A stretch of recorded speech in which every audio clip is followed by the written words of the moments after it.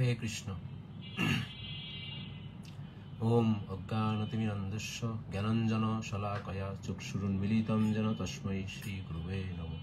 শ্রী চৈতন্য মনোভীষ্টং স্থাপিतं যেন ভূতলে স্বয়ং রূপ কদা মह्यं দদাতি স্বপদান্তিকম। নমো ওম বিষ্ণুপাদায় কৃষ্ণ পৃষ্ঠায় ভূতলে শ্রীমতে ভক্তিবেদান্ত স্বামিনীতি নামিনে। নমস্তে সরস্বতী দেবে গৌরবাণী প্রচারিণে নির্বিশেষ শূন্যবাদী পাশ্চাত্য দেশ তারিণে। নমো ওম বিষ্ণুপাদায় কৃষ্ণ পৃষ্ঠায় ভূতলে শ্রীমতে জয় পতাকা স্বামিনীতি নামিনে। নমো আচার্য পাদায় নিতাই কৃপা প্রদায়িনে গৌরকথা ধামোদায় নগর গ্রাম তারিণে। বাঞ্ছা কল্পতরুভ্যশ্চ কৃপা সিন্ধুভ্যেব চ পতিতানাং পাবনেভ্যো বৈষ্ণবেভ্যো নমো নমঃ। জয় শ্রীকৃষ্ণ চৈতন্য প্রভু নিত্যানন্দ শ্রী অদ্বৈত গদাধর শিবাসাদি গৌর ভক্তবৃন্দ। হরে কৃষ্ণ কৃষ্ণ কৃষ্ণ হরে হরে, হরে রাম রাম রাম হরে হরে। জয় শিল প্রভুপাদ কি জয়, জয় গুরু মহারাজ কি জয়। তো আমরা ধারাবাহিক শুনছিলাম দামোদর অষ্টকমের পদগুলির ব্যাখ্যা, সত্যব্রত মুনি কর্তৃক রচিত দামোদর অষ্টকম, এবং তার উপর আমাদের পূর্বতন আচার্য গোস্বামীগণ যে ব্যাখ্যা দিয়েছেন সেই ব্যাখ্যা আমরা শুনছি। তা আমরা 3 নম্বর শ্লোক পর্যন্ত আমরা গিয়েছিলাম। এখন আমরা 4 নম্বর শ্লোক থেকে ব্যাখ্যা শুনব। নমামিশ্বরম সচ্চিদানন্দ রূপম লসৎকুণ্ডলম গোকুলে ভ্রাজমানম যশোদাভিয়োলুখলব্ধবমানম পরামিষ্টমাত্তম ততো দ্রুত গোপ্রা রুদন্তম মুহুর্নেত্র যুগ্মং মিজন্তম পরাম্ভোজ যুগ্মেন শাতঙ্ক নেত্রম মোহশাসকম্প তিরৈকাঙ্খ কণ্ঠ স্থিত গ্রৈব দামোদরম ভক্তিবত্তম ইতি দীক্ষলীলাভি আনন্দ কুণ্ডে সঘর্ষং নিমজ্জন্তম মাক্ষপয়ন্তম তদীয়েষিতজ্ঞেষু ভক্তর্জিতত্তম পুনঃ প্রেমতস্তম শতাবৃত্তি বন্দে বরং দেব মোক্ষম ন মোক্ষাম্বোধিম বা নাচন্নম বৃণেয়হম বরে সাধকীহ ইদন্তেব পুরনাথ গোপাল বালম সদা মে মনস্যাবিরাস্তাকি মন্যে। নমামি শরম সচ্চিদানন্দ রূপম লসৎকুণ্ডলম গোকুলে ভ্রাজমানম। তো আমরা 4র্থ শ্লোকটা সত্যবতী মুনি বলছেন, বরম দেব মোক্ষম ন মোক্ষম বোধিম বা নাচন্নম বৃণেয়হম বরে সাধকীহ ঈদন্তে বপুরনাথ গোপাল বালম সদা মে মনস্যাবি রাস্তা কি মন্যই। অনুবাদ বলছেন যে, হে দেব, তুমি সব রকম বরদানে সমর্থ হলেও তোমার কাছে মোক্ষ অথবা মোক্ষের পরাকাষ্ঠা স্বরূপ শ্রী বৈকুণ্ঠ লোক বা অন্য কোনো বরণীয় বস্তু আমি প্রার্থনা করি না। তবে আমি কেবল এই প্রার্থনাই করি যে এই যে বৃন্দাবনস্থ তোমার এই পূর্ববর্ণিত বাল গোপাল রূপ শ্রী বিগ্রহ আমার মানসপটে সর্বদা আবির্ভূত হোক। হে প্রভু, যদিও তুমি অন্তর্যামী রূপে সর্বদা হৃদয়ে অবস্থান করছো, তবুও তোমার ওই শৈশব লীলাময় বাল গোপাল মূর্তি সর্বদা সুন্দর রূপে আমার হৃদয়ে প্রকটিত হোক। এখানে সত্যব্রত মুনি বরদান চাচ্ছে।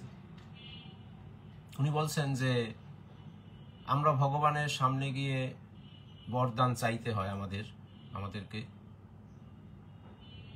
কেননা ভগবান আরেক নাম হলো বরদরাজ, যিনি বরদানের রাজা, বরদানের শ্রেষ্ঠ। তার চাইতে আর কেউ বেশি বর দিতে পারে না। তো উনি উনি প্রশ্ন করছেন, মানে সত্যবতী উনি বোঝাচ্ছেন যে এই যে আমরা ভগবানের কাছে যে চাইব, তো ভগবানের কাছে চাইতে গেলে আমাদের অনেক অ্যালার্ট থাকতে হয়, সতর্ক থাকতে হয়। তাই উনি 3টা পদ্ধতির কথা বলেছেন যে আমরা চাওয়ার সময় কিভাবে চাই। প্রথম হলো কার কাছে আমাদের বর চাওয়া উচিত, হোম টু আস্ক, কার কাছে চাইবো আমরা, কি চাইবো, হোয়াট টু আস্ক, আর কিভাবে চাইবো, হাউ টু আস্ক। এই বিষয়েই সত্যব্রত মুনি এই শ্লোকে প্রতিপন্ন করছেন এবং সনাতন গোস্বামীপাদ তার ব্যাখ্যা দিচ্ছেন যে সত্যব্রত মুনি বলছেন যে বরং দেব মোক্ষম, যে উনি কোনো দেবদেবীর কাছে কিছু চান না, আমাদেরও চাওয়া উচিত নয়। আর এই কারণেই সত্যব্রত মুনি দামোদর লীলা ভগবানের সাথে সংগঠিত করেছেন এই দীপাবলির দিনে। সত্যব্রত মুনি এখানে প্রতিপন্ন করছেন যদি আমাদের যদি কিছু চাইতেই হয় তাহলে কার কাছে আমাকে চাইতে হবে, হোম টু আস্ক, কার কাছে আমি চাই। তো সত্যব্রত মুনি বলছেন যশোদা মাতা যাকে তার আঙ্গিনায় উদুখলের সাথে বেঁধে রেখেছেন রজ্জু দ্বারা তার উদরে, তার কাছে আমাদের চাওয়া উচিত। সে কে? সে হলো ভগবান শ্রী দামোদর। ওই যে বাধা অবস্থায় রয়েছে তার কাছেই আমাদের চাইতে হবে। কেননা বাস্তবিক রূপে যদি আমার হিত মঙ্গলের জন্য কেউ কিছু দিতে চান, তিনি হলেন একমাত্র ভগবান দামোদর, ভগবান শ্রীকৃষ্ণ। অনেকেই অনেক কিছু দিতে পারে, কিন্তু সেইটা আপনার বা আমার জীবনে সেটা কি মঙ্গলকারী হবে কিনা, সেটা আমার জীবনে হিত বয়ে আনবে কিনা, তা নিয়ে যথেষ্ট সন্দেহ রয়েছে। এরকম বৈদিক ইতিহাসে অনেক রেফারেন্স রয়েছে, অনেক উদাহরণ রয়েছে যে ভগবান ব্যতীত কোনো দেবদেবীর কাছ থেকে বর লাভ করলে পরবর্তীতে তার কি পরিণতিটা হয়। আমরা রাবণকে দেখেছি, আমরা হিরণ্যকশিপুকে দেখেছি, এরকম আর অনেক রয়েছে। তাই সত্যব্রত মুনি আমাদের এই অষ্টকমের মাধ্যমে এই লীলা যে সংগঠিত হয়েছে তার মাধ্যমে উনি আমাদের শিক্ষা দিতে চান যে বাস্তবিক রূপে যদি আমাদের মঙ্গলের জন্য, আমাদের জীবনের আধ্যাত্মিক কল্যাণের জন্য, পারমার্থিক কল্যাণের জন্য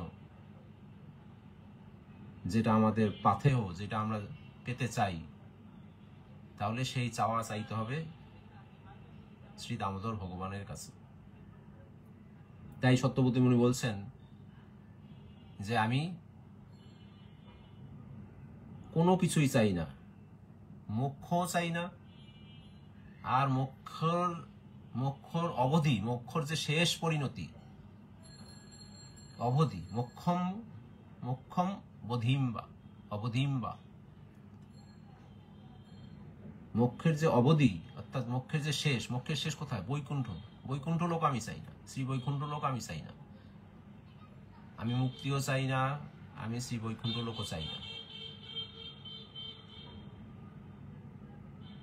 এইটা গেল হলো যে কি চাই, কার কাছে চাই, কেন চাই। তো উনি বলছেন যে তাহলে যেহেতু আমি এগুলি চাই না, ভগবান বলছে তাহলে তুমি কি চাও? তো সত্যব্রত মুনি বলছেন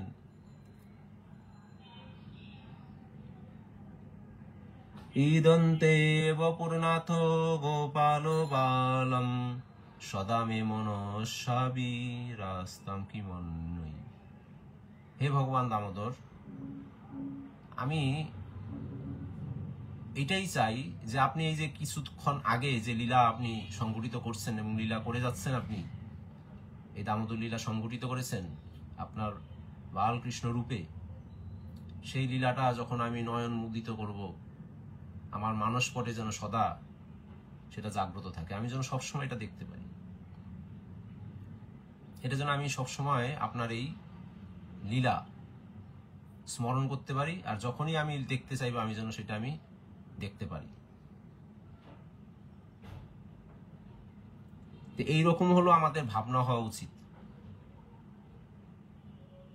আর এইভাবেই ভগবানের কাছে আমাদের অ্যাপ্রোচ করা উচিত। দেখেন যে সনাতন গোস্বামী বলছেন যে আপনি যদি কোনো ঐশ্বর্যশালী ব্যক্তির কাছে যান, তার কাছে কিন্তু দেবার অনেক কিছুই থাকে, অনেক কিছু দিতে পারেন। ধরি যদি আমরা ভারতের ধনকুবের মুকেশ আম্বানির কাছে যাই, বাংলাদেশের এরকম অনেক ধনকুবের আছে, বা বিশ্বের ধনকুবের বিল গেটসের কাছে আমরা যাই, তার গৃহে যাই, তাহলে কি তার কাছে দেওয়ার জিনিসের অভাব আছে? আর তখন যদি আমরা গিয়ে চাই, তাহলে কতটা সতর্কতা আমাদের অবলম্বন করতে হবে, যে কোনটা চাইবো আর কোনটা পাবো, পেয়ে সেটা কি পরে আমরা আফসোস করবো কিনা, যে আমি যদি ওইটাই চাইতাম তাহলে আরো কিছু পেতাম। যেমন আমাদের এই সমাজে যে আমরা সুপার শপগুলি দেখি, যেমন এই যে স্বপ্ন, বিগ বাজার টাইপের এই সমস্ত, বা আরো যেগুলো চেইন শপ রয়েছে, সেখানে কোনো কাস্টমার ঢুকলে সেখানে দেখে যে অনেক কিছু আছে। তাই অনেক সময় অনেক কাস্টমার বিভ্রান্ত হয়ে যায়, কোনটা নেবে কোনটা নেবে না, কোনটা প্রয়োজন কোনটা অপ্রয়োজন। অনেক সময় অপ্রয়োজনীয় জিনিসও আমরা নিয়ে নিই। কিন্তু আমরা যদি কোনো ছোটখাটো দোকানে যাই, তাহলে এত ভ্যারাইটি থাকে না, এত অপশনও থাকে না, তাই আমার ওই রকম বিভ্রান্ত হওয়ার সুযোগও থাকে না। তো ভগবান হচ্ছে এখানে বিগ বাজার। ভগবানের কাছে অনেক ভ্যারাইটি আছে, আনলিমিটেড জিনিস রয়েছে ভগবানের কাছে তার ভক্তকে প্রদান করার জন্য। এখন ভক্তকে অত্যন্ত সতর্ক থাকতে হবে, ভক্ত ভগবানের কাছে কি চাইবে।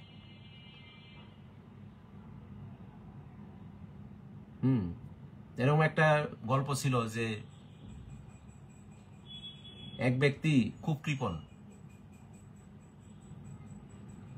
কৃপণ, তিনি কাউকে একটা টাকা দান করতে চান না বা ভিক্ষা দিতে চান না। তিনি বলছেন যে ভগবানের কাছে সবসময় প্রার্থনা করতেন যে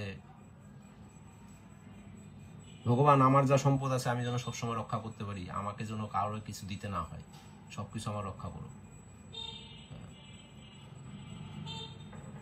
তো পরের জন্মে ভগবান ওই ব্যক্তিকে ভিক্ষুক বানিয়ে দিয়েছেন, কারণ সে তো কোনো কিছু কাউকে দিতে চায় না। ভিক্ষুক কাউকে কিছু দেয় নাকি? আর তার ধন রাখতে বলছে, রক্ষা করতে বলছে, তার ধনই থাকবে না, কি রক্ষা হবে এখানে?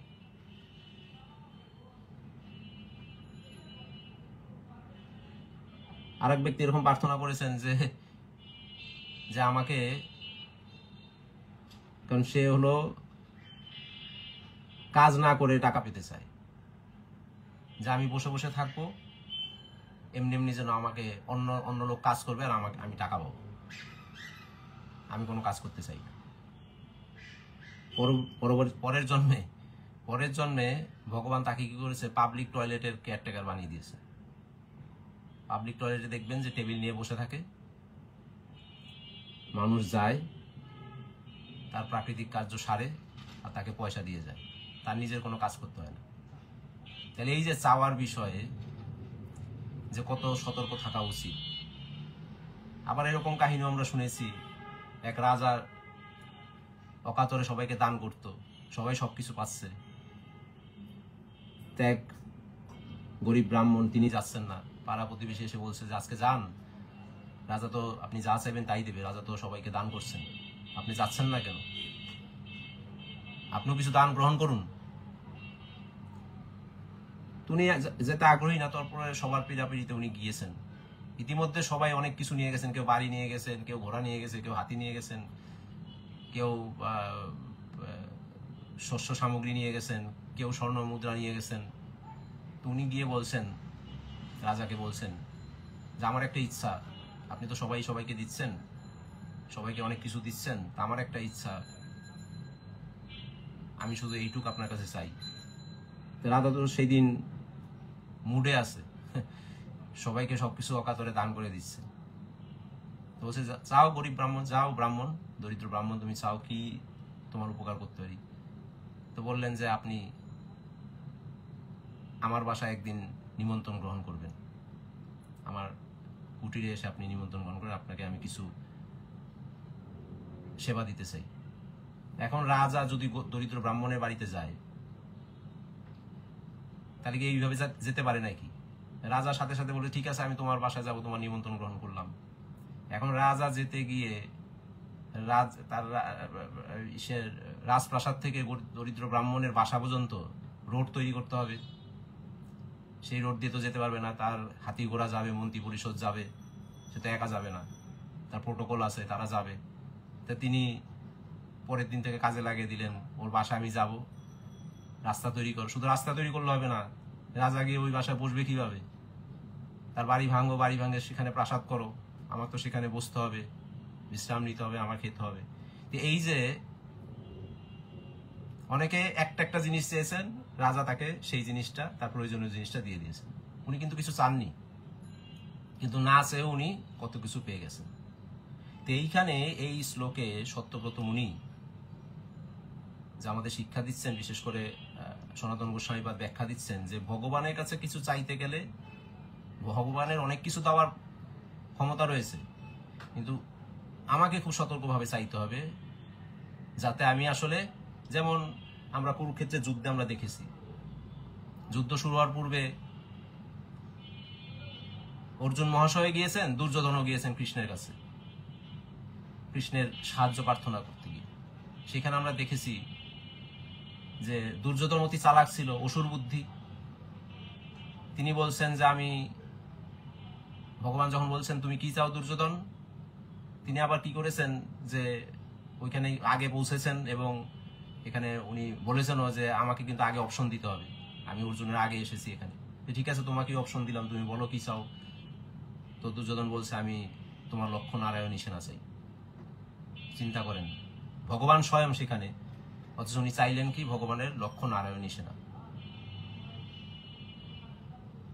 ভগবান শ্রীকৃষ্ণ মুস্কি হাসলেন এবং তাকে তথাস্তু বললেন, দিয়ে দিলেন। আর অর্জুন মহাশয়, উনি ভগবানের পরম ভক্ত, উনি কি চাইলেন? যে আমার লক্ষ্য নারায়ণী সেনা দরকার নেই, আমি কৃষ্ণ তোমাকে চাই। তাহলে ভক্তের মনোভাব যদি ভগবান তার কাছে থাকে, ভগবান যদি তার পরায়ত্ত থাকে, তাহলে আর কিসের প্রয়োজন রয়েছে? কি এমন আমার প্রয়োজন রয়েছে? ধ্রুব মহারাজের ক্ষেত্রে আমরা দেখেছি, ধ্রুব মহারাজ যখন তপস্যা করে ভগবানকে প্রকট করলেন, তখন তার ভুল বুঝতে পারলেন যে জড়জাগতিক কামনা বাসনে নিয়ে ভগবানের তপস্যা করতে উনি এসেছিলেন। কিন্তু যখনই ভগবানকে দর্শন করেছেন, তার হৃদয় পরিবর্তন হয়ে গেছে, তার চাওয়ার পরিবর্তন হয়ে গেছে। তিনি বলছেন যে আপনাকে পেয়েছি, আমার আর কোনো কিছু বরের দরকার নেই। তো এইভাবে এখানেও সত্যবতী মুনিও বলছেন যে আমি বৈকুণ্ঠ চাই না, আমি মুক্তি চাই না, অন্য কোনো কিছুই আমি চাই না, আপনি শুধু আমাকে এই বর দেন, যেহেতু আপনি বরদরাজ, এই বর দেন যে আমি যখন আমার স্মৃতির মানসপটে আপনার এই অপূর্ব লীলা, এই অপূর্ব সৌন্দর্যমণ্ড লীলা যদি আমি যখন চাই তখনই যেন আমি দেখতে পারি। তাহলে বলেন যে এখানে ভগবান সবাই, মানে যদি তার স্মরণে, তার স্বপনে, তার চাওয়া মতো সবসময় ভগবান তার সামনে হাজির হতে পারেন, তাকে দর্শন দিতে পারেন, তাহলে এই চাইতে আর এই জগতে আর কি চাওয়ার রয়েছে? তারপরের শ্লোকে, পরের পদে বলছেন, 5 নম্বর পদে, ঈদন্তে মুখম ভজম অব্যক্ত নীলৈ বৃত্তম কুন্তলৈ স্নিগ্ধ রক্তৈশ্চ গোপাল মুহুর্ষম বিতম বিম্ব রক্তাধরম মে মনস্যাভিরাস্তা মলম লক্ষ লাভই। অনুবাদে বলছেন, হে দেব, তোমার যে বদন কমল অতীব শ্যামল, স্নিগ্ধ, রক্তবর্ণ কেশসমূহ সমাবৃত, এবং তোমার যে বদন কমলস্থ বিম্বফল সদৃশ রক্তবর্ণ অধর মা যশোদা বারংবার চুম্বন করছেন, সেই বদন কমলের মধুরিমা আমি আর কি বর্ণনা করব। আমার মনের মধ্যে সেই বদন কমল আবির্ভূত হোক, ঐশ্বর্যাদি যত অন্যবিধ লক্ষ লক্ষ লাভের আমার কোনো প্রয়োজন নেই। আমি অন্য আর কোনো কিছুই চাই না। এই যে বলেছিলাম যে এই অষ্টকমে সনাতন গোস্বামীপাদ 6টা বিশেষ গুণের কথা বলেছিলেন।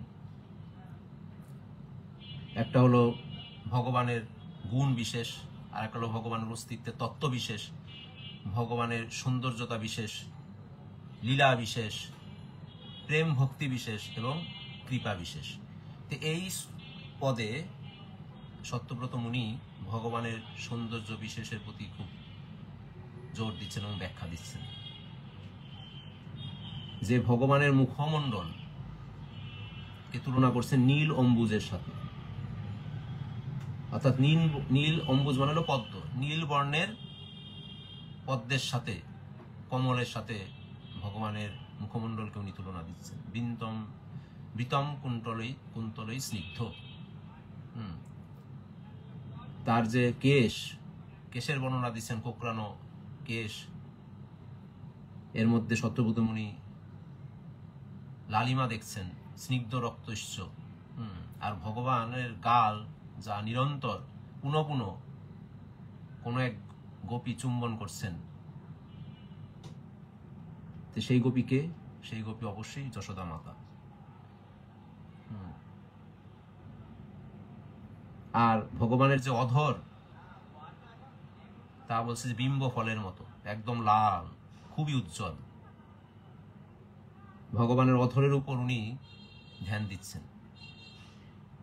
অর্থাৎ সনাতন গোস্বামীপাদ বলছেন যে সত্যব্রত মুনি ভগবানের শুধু অঙ্গ নয়, ভগবানের অঙ্গের যে আভূষণ রয়েছে, প্রত্যেকটা আভূষণের মধ্যে উনি তার নজর দিচ্ছেন। প্রথম শ্লোকে বলেছিলেন লসৎ কুণ্ডলম, তার কর্ণযুগলে কুণ্ডল দুলছে। তো আমরা এই সংসারে, মানে এই জগতে কোনো ব্যক্তি বা কোনো স্ত্রী যদি কুণ্ডল পরেন, তিনি তার সৌন্দর্য বৃদ্ধির জন্য এটা পরেন, আমরা দেখি এটা। অথবা আমরাই যা, সে একজন প্রভু হোক, মাতাজি হোক, আমরা যে আভূষণ নেই, আমরা যে বস্ত্র পরিধান করি বা অন্যান্য জিনিস পরিধান করি, সেটা কি আমার সৌন্দর্য বিধানের জন্য বা আমাকে যেন সুন্দর দেখায় সেটার জন্য করি।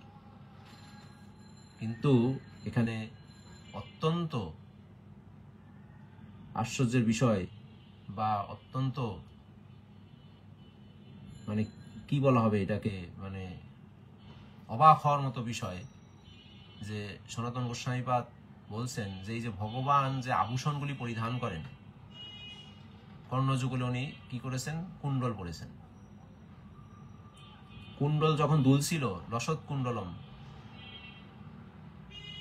তখন কুণ্ডলগুলি বারবার ভগবানের চিবুকে, গালে টাচ করছিল, চুম্বন দেওয়ার মতো। আর কুণ্ডল যেন সবাইকে বলছে, দেখো আমি ভগবানের অঙ্গে দুলিত হচ্ছি, আমাকে কত সুন্দর মনে হচ্ছে। অর্থাৎ এই সংসারের বা এই জগতের মানুষের আভূষণের থেকে ভগবান যখন আভূষণ পরেন, তার পার্থক্য কি? এই আভূষণগুলি তার সৌন্দর্য বৃদ্ধির জন্য ভগবানের অঙ্গে প্রতিষ্ঠিত হয়, ভগবানের অঙ্গকে সৌন্দর্য বৃদ্ধি করার জন্য নয়। আভূষণ নিজে তার সৌন্দর্য বৃদ্ধির জন্য ভগবানের অঙ্গে প্রতিষ্ঠিত হয়, অঙ্গে পরিহিত হয়।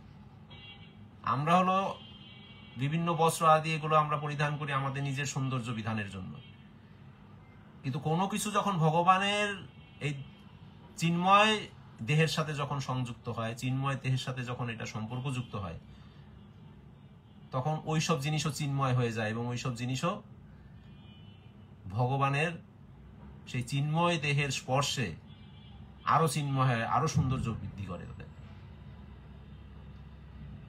যেমন ধরেন যে সান্ধ্যকালীন সময়ে যখন ভগবান গোচারণ থেকে ফিরত, সান্ধ্যকালীন সময়ে গোধূলি লগ্নে ফিরত, তো গোধূলি লগ্নে ফেরার পরে যেহেতু সারাদিন গোচারণ করতেন, গিরিগোবর্ধনে উনি খেলাধুলা করতেন তার সখাদের সাথে, তাই ভগবানের অঙ্গে ধুলা মিশ্রিত হয়ে যেত। ব্রজের রজ, যেটা দিয়ে আমরা মস্তকে ধারণ করি বৃন্দাবনে গিয়ে, এই ব্রজের রজ ভগবানের শরীরে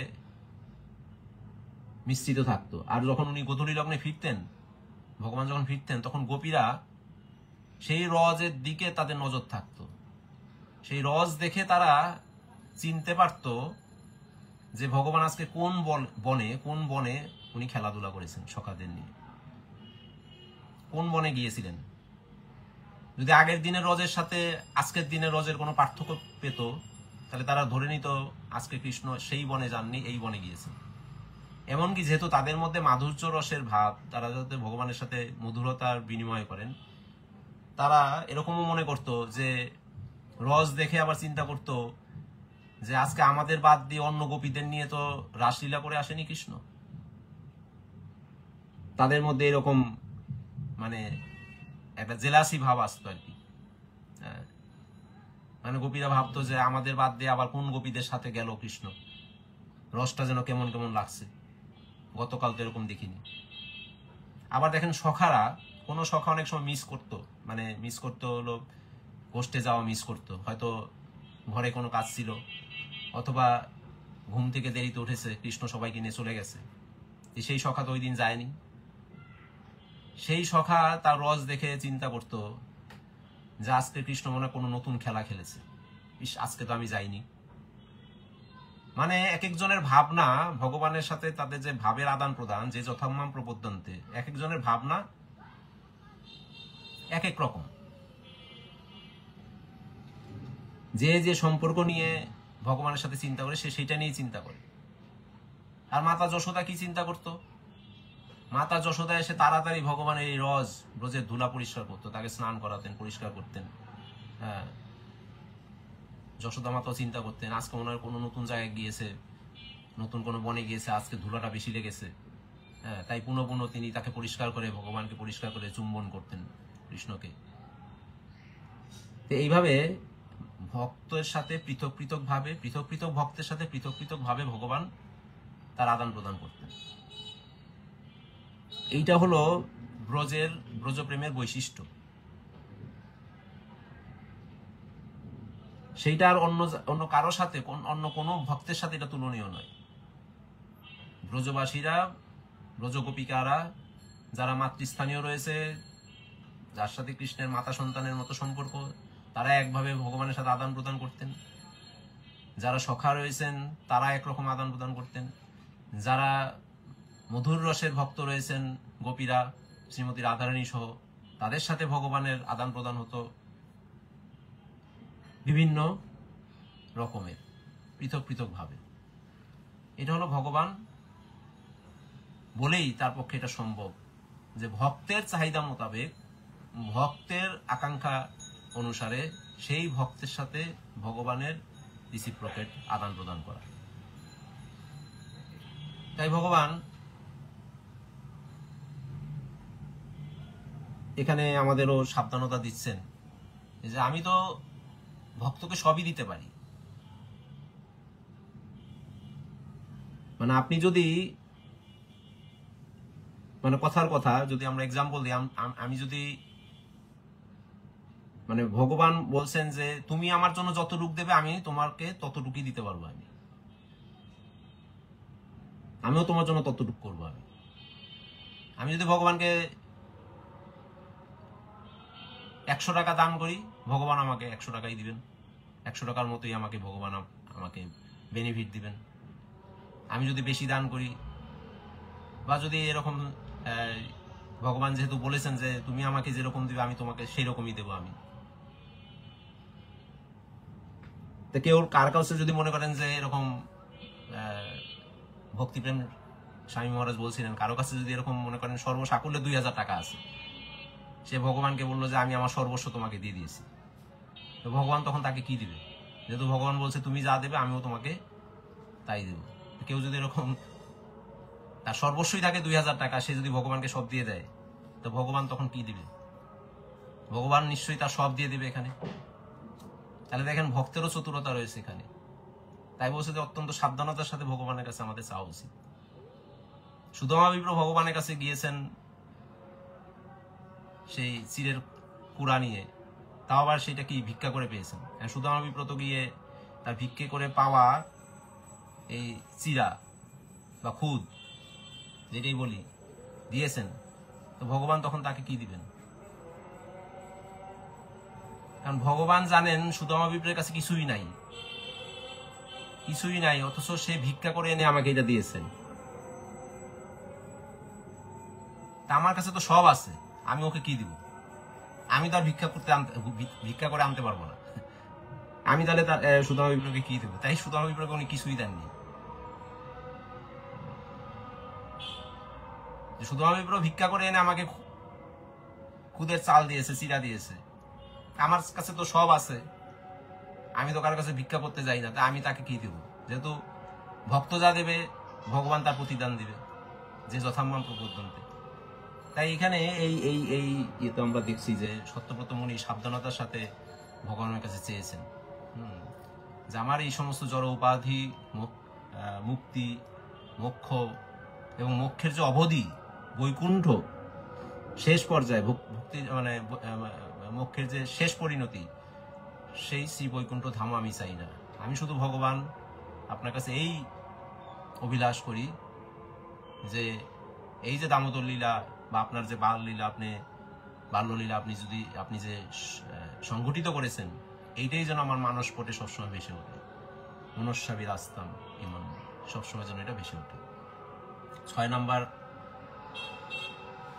বলছেন, নম দেব দামোদর অনন্ত বিষ্ণু প্রসিদ প্রভো দুঃখ জালাব্ধি মগ্নম কৃপা দৃষ্টি বিষ্টাদি দীনম্বতানু গৃহানেশ মামজ্ঞ মেধক্ষী দৃশ্য। অনুবাদে বলছেন যে হে দেব, হে দামোদর, হে অনন্ত, হে বিষ্ণু, আমার প্রতি প্রসন্ন হও। হে প্রভু, হে ঈশ্বর, আমি দুঃখ পরস্পর রূপ সমুদ্রে নিমগ্ন হয়ে একেবারে মরণাপন্ন হয়েছি। তুমি কৃপাদৃষ্টি রূপ অমৃত দ্বারা আমার প্রাণ রক্ষা করো। তো সত্যব্রত মুনি এখানে কেন ভগবানের কাছে এরকম চাওয়া আছে, যে কেন ভগবানের কাছে ভগবানের কৃপা ভিক্ষা করছেন? এখানে ভগবানের যে ওই যে 6টি বিশেষের মধ্যে কৃপা বিশেষের কথা এখানে, ভক্তি বিশেষ এবং কৃপা বিশেষ, এই দুইটা তত্ত্ব এই শ্লোকে সনাতন গোস্বামীপাদ দেখতে পাচ্ছেন। যে সত্যব্রত মুনি কেন এত আরতি ভরে কৃপা চাচ্ছেন ভগবানের, দুটি শব্দ এখানে উনি ব্যবহার করেছেন। এক হলো নিজেকে উনি অজ্ঞ বলেছেন, আমি কিছুই জানি না, আমি অজ্ঞ ব্যক্তি। কারণ ভগবানের চাইতে পাণ্ডিত্য তো আমি কোনোদিনই দেখাতে পারবো না। ভগবানের কাছে, গুরুদেবের কাছে আমাদেরকে সবসময়, গুরুদেবের কাছে শিষ্য রূপে, ভগবানের কাছে তার ভক্ত রূপে সবসময় আমাকে অজ্ঞ থাকতে হবে। এখানে কোনো পণ্ডিতি করা যাবে না, এখানে কোনো আমি বেশি জানি, গুরুদেব থেকে আমি বেশি জানি, এই ধরনের চিন্তাও করা আমাদের অনুচিত। নিজেকে তিনি অজ্ঞ বলেছেন যে আমি অজ্ঞ, আমি আসলে আপনার কৃপা চাই। আর বলেছেন সাথে সাথে আমি এই দুঃখ জালাব্ধি জগতে, যেখানে দুঃখালয়ম শাশ্বতম, এই জগতে আমি নিমগ্ন আছি, এখান থেকে আমাকে উদ্ধার করুন। সেই দুঃখ জালাব্ধি মগ্নে কি নিমজ্জিত আছেন উনি? বলছে যে অজ্ঞানতার অন্ধকারে আমি নিমজ্জিত রয়েছি। আমরা এই জড়জগতে, এই মায়ার জগতে আমরা কিভাবে নিমজ্জিত রয়েছি?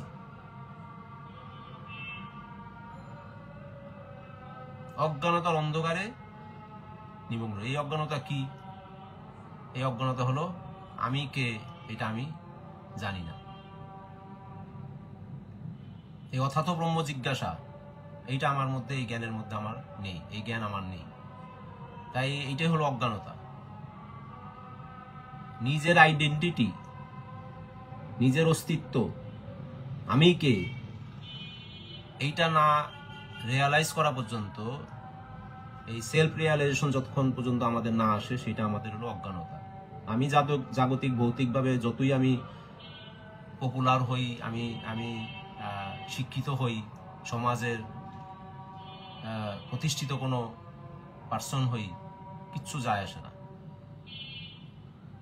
সেই বোধই যদি আমার না থাকে যে আমি কে, আমি যে কৃষ্ণের নিত্য দাস, এইটা এক সাইডে জানা, আর এক সাইডে দুনিয়ার তাবৎ দুনিয়ার মানে আপনি যত বড় বড় শিক্ষা প্রতিষ্ঠান, উচ্চ শিক্ষা প্রতিষ্ঠান আছে, তার থেকে আপনি ডিগ্রি নিয়ে আর এক পাল্লায় দেন, কোনোদিনই এটা সমানে সমানে আসবে না। আর এক ব্যক্তি কিছুই জানে না, কিন্তু সে জানে আমি ভগবানের দাস, আমি ভগবানের সেবক, এটাই আমার আইডেন্টিটি। তাই সনাতন গোস্বামীপাদ বলছেন যে আমি যে এই যে অজ্ঞানতার সাগরে ডুবে যাচ্ছি, যেটা কিনা আমার জন্য অনেক দুঃখের, এখান থেকে আমি উদ্ধার পেতে চাই। তাই আমাকে এখান থেকে, এই ভবসাগর থেকে আমাকে বের করুন।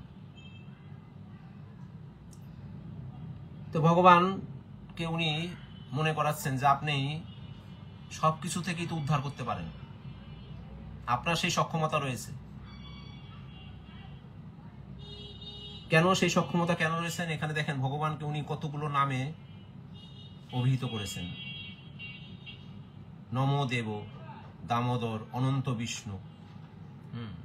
কেন দেব? তিনি হলো দিব্য, ভগবান হলো দিব্য। দামোদর বলেছেন, মানে এখানে ভক্তের যে আমরা এই জগতে একজন আরেকজনের দৃষ্টি আকর্ষণ করার জন্য অয়েলিং করি, তেল দেই, আর তেল জায়গা মতো দিতে হবে। সেই জায়গা কি? ভগবানকে। তেল না এই মাসে তো ঘি দিতে হবে, তেলও দিতে পারবে না, এই মাসে ঘি, পিওর ঘি দিতে হবে ভগবানকে। প্রদীপ দিয়ে ঘি দিয়ে প্রদীপ জ্বালাতে হবে। প্রশংসা করতে হবে, মহিমান্বিত করতে হবে ভগবানকে। বলছে হে দামোদর, হে দেব। দামোদর মানে হলো ভক্তবৎসল। এই লীলাতে উনি ভক্তবৎসল তার পরিচয় তুলে ধরেছেন, কিভাবে মাতা যশোদাকে উনি কৃপা করেছেন। বিষ্ণু, যিনি নাকি এই ব্রহ্মাণ্ডের মালিক, প্রভু, যে আপনি প্রভু, আপনি মালিক, আমি ভৃত্য। আর ঈশ্বর, হ্যাঁ, ঈশ বলেছে, ঈশ হলো মানে আপনি হলো সুপ্রিম কন্ট্রোলার, আপনি হলো সর্বোচ্চ নিয়ন্ত্রক। ধরেন ভগবান ভবসাগর থেকে তো তাকে উদ্ধার করতে পারে, যে ভগবান তখন হয়তো প্রশ্ন করতে পারে যে আমি তোমাকে ভবসাগর থেকে কিভাবে উদ্ধার করব। তখন এই জন্য ভগবানের এই বায়োডাটাটা উনি দিয়েছেন, যে বলছে যে আপনি তো এতগুলি বিষয় আপনার মধ্যে রয়েছে, আপনি দিব্য, আপনি ভক্তবৎসল, আপনি আনলিমিটেড, আপনি সবকিছু, আপনি সুপ্রিম কন্ট্রোলার। তাহলে এত কোয়ালিফিকেশন আপনার আছে, আপনি এত কোয়ালিফিকেশন আপনি রাখেন, তাহলে এইটা আপনি কেন করতে পারবেন না? আপনার তো সেই সক্ষমতা রয়েছে। দেখেন আমি সব জানি, আমাকে বলে লাভ নেই, আপনি আমাকে এখান থেকে উদ্ধার করবেন। ভক্ত বার্গেনিং করছে ভগবানের সাথে, এই দুঃখ জ্বালাব্দি মগ্ন থেকে আপনি আমাকে বের করে নিয়ে আসুন, এটাই আমার প্রার্থনা। তার মানে ভক্ত সবসময় চিন্ময় আনন্দে বিস্তার করতে চায়, নিজেকে চিন্ময় আনন্দে থাকতে চায়।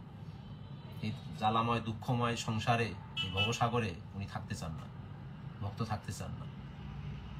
কারণ জানে পদম পদম যদ বিপদম, পদে পদে এই সংসারের মধ্যে বিপদ। কিন্তু কেউ যদি ভগবানে নিমগ্ন হয়ে যায়, ভগবানের চিন্তায় নিমগ্ন হয়ে যায়, আর এই সংসারে কোনো লেশ মাত্র তার গায়ে লাগে না, সে সবসময় এটার মধ্যে ব্যস্ত থাকে। তাই এইটা একটা স্থিতি, ভক্তের একটা উচ্চ স্থিতি এটা। ভক্ত এটা চান। তো এইভাবে আমরা এই মাসটাতে শ্রী রাধা দামোদর ভগবানের বিশেষ কৃপা আমরা লাভ করছি।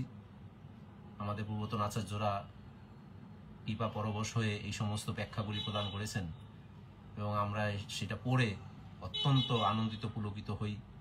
ভক্তরা শ্রবণ করে। এই মাসে যা কিছুই আমরা করি তাই তাই সহস্র গুণ আমাদের ফল দান করে।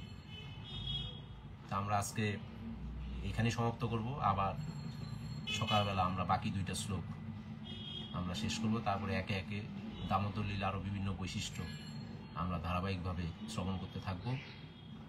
কৃপাপূর্বক আপনারা সঙ্গে থাকবেন, উৎসাহ দেবেন। আপনাদের চরণে এই প্রার্থনা।